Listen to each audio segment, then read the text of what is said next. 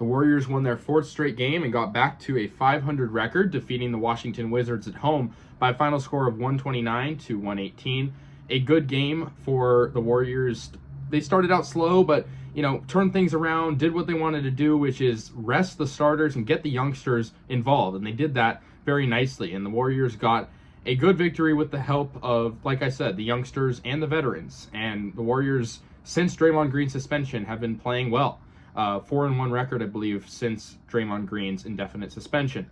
So the Warriors had a very good game at the guard position. Steph Curry led the game, led the Warriors with and the game with 30 points, and had a great game. I mean, he didn't even play the fourth quarter. Only had 27 minutes of action and still put up 30 points. What an impressive night for Steph Curry. And of course, at the guard position as well, Klay Thompson, he didn't have as big of an impact as Curry, but he had 20 points. And really, since people have been saying he's washed up and he was benched by Steve Kerr in that one game, has been very, very good. He also played 27 minutes. Jonathan Kuminga, though, was the star of the game. He was really the player of the game if you're looking at efficiency. Jonathan Kuminga was amazing in this game. His energy, first of all, on defense is second to none. I'm loving the way Kuminga is getting steals and is translating those turnovers to points.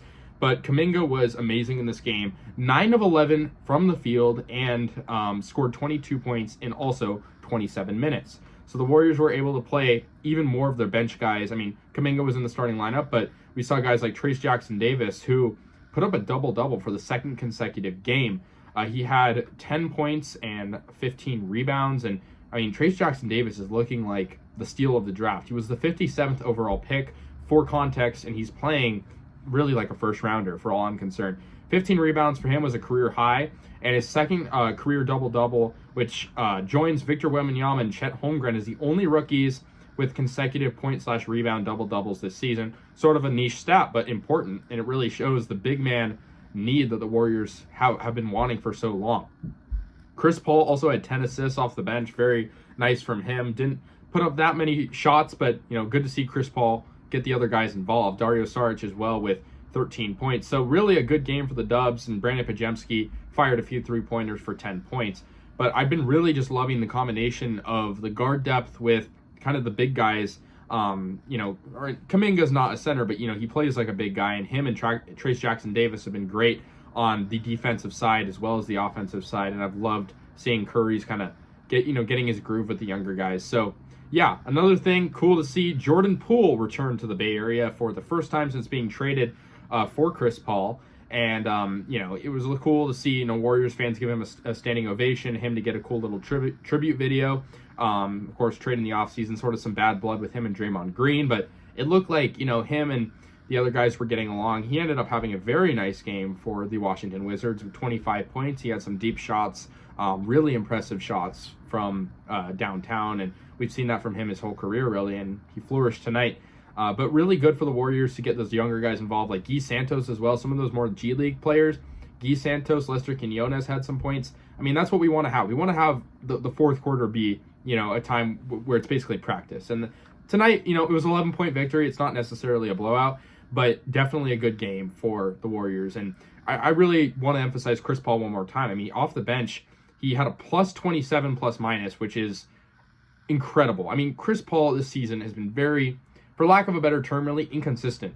He's had games where he's been able to kind of work, like at the beginning of the season, he was in the starting lineup, he did score, but he would also take a lot of shots that were questionable, and he wouldn't always make the best decisions. And I didn't really know how he fit on the floor spacing-wise, but I think now he's really, with his age, I don't know about if it necessarily fits a guy with his contract, but with his age and his skill level, I really like him off the bench as a role player, and I think he's really fitting that role. Plus 27 is crazy, and not great shooting tonight, 2 for 7, but I mean the 10 assists and 7 rebounds really generated a lot of chances for the Warriors.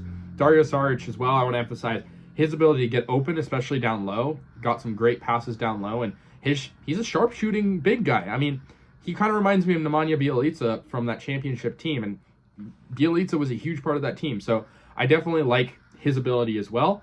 But Trayce Jackson-Davis, I mean, I think it's early to call this guy, the guy we need, or the guy that's going to be, the future of this team. But him and Podziemski have been I mean, Mike Dunleavy saw something in these two rookies that nobody else did. These were not, top 5 picks. These are, Brendan Pajemski was mid to late first round, and Trace Jackson Davis almost went undrafted. So to get these two guys that are making impacts on this win streak, 4 games in a row now, and yes, it is the Wizards, a team that's 5-23 now, but beat the Celtics last game. I mean, the Warriors are on a roll.